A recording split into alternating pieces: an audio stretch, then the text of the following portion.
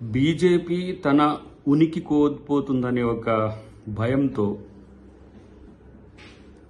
కొన్ని ప్రకటనలు చేస్తున్నది. ఈ మధ్య చూస్తున్న కిషన్ రెడ్డి గారు, ఇటు ఈటల రాజేందర్ గారు, ఇటు రాజా సింగ్ మాట్లాడుతున్న తీరు ఉనికి కోసమే అన్నట్టుగా కనబడుతున్నది.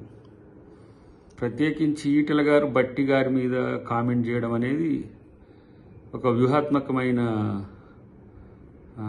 ప్రకటనే అది. ఎందుకంటే బట్టి గారి కుటుంబం మీద అవినీతి ఆరోపణలు లేకపోతే ఇంకో రకమైన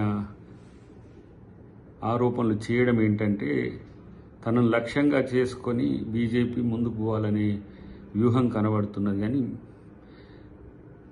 అవినీతి గురించి బీజేపీ మాట్లాడితే దయ్యాలు వేదాలు వర్ణించినట్టుగా ఉంటాయి. కాబట్టి అలా మీ ఉనికి కోసమో మీ పదవుల కోసమో అటువైపు ప్రభుత్వాన్ని ఇటువైపు బట్టి గారిని కాకుండా ఇంకా రేషన్ కార్డ్స్ విషయంలో ఇంకో కామెంట్ ఉత్తమ్ గారి విషయంలో చేస్తున్నారు. ఇవన్నీ కూడా ప్రజలు పట్టించుకోరనే విషయం గమనించాల్సిన అవసరం ఉంది.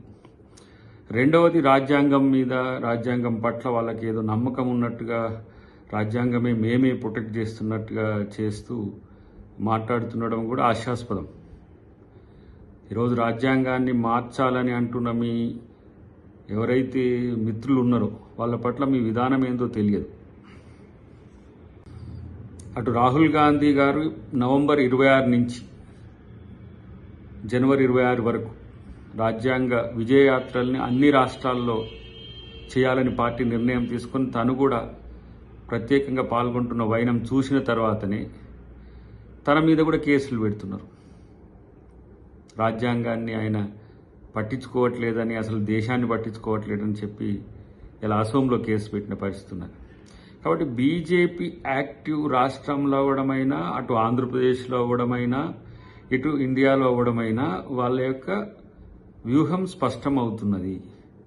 ఇటు సౌత్లో బలపడడానికేమో అన్ని రకాల ప్రయత్నాలు చేస్తున్నారు.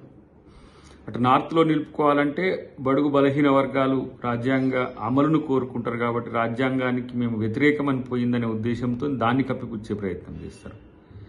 ఇటువైపు ఇక్కడ కిషన్ రెడ్డి గారి నుంచి మొదలు పెడితే కింది స్థాయి నాయకుల వరకు కాంగ్రెస్ను లక్ష్యంగా చేసుకొని మీరు చేస్తున్న స్టేట్మెంట్స్ ఏవైతే ఉన్నాయో అవన్నీ కేవలం మీ రాజకీయ అస్తిత్వాన్ని నిలుపుకోవడానికి తప్పితే మరొకటి కాదు. మిమ్మల్ని ఎవరు నమ్మరు. రేపు బీజేపీ పూర్తి స్థాయిలో భూస్థాపితమయ్యే రోజు భవిష్యత్తులో ఉంది.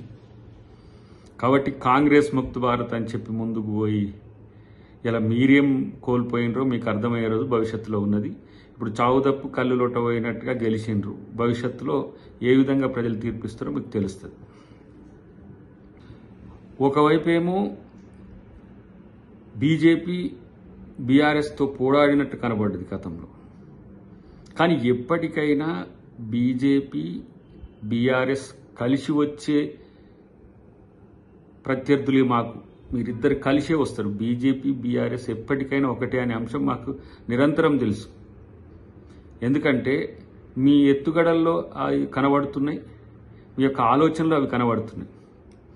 ఏ విధంగా ఒక్క ఎంపీ సీటు రాకుండా బీఆర్ఎస్ నష్టపోయి బీజేపీకి ఇచ్చిందో, రేపు బీఆర్ఎస్ బలహీన పరిస్థితుల్లో బీజేపీతో కలుపుకొని వస్తారనే అంశంలో మాకేం పెద్ద తేడాలు ఏం లేవు. అవి ఊహిస్తున్నదే.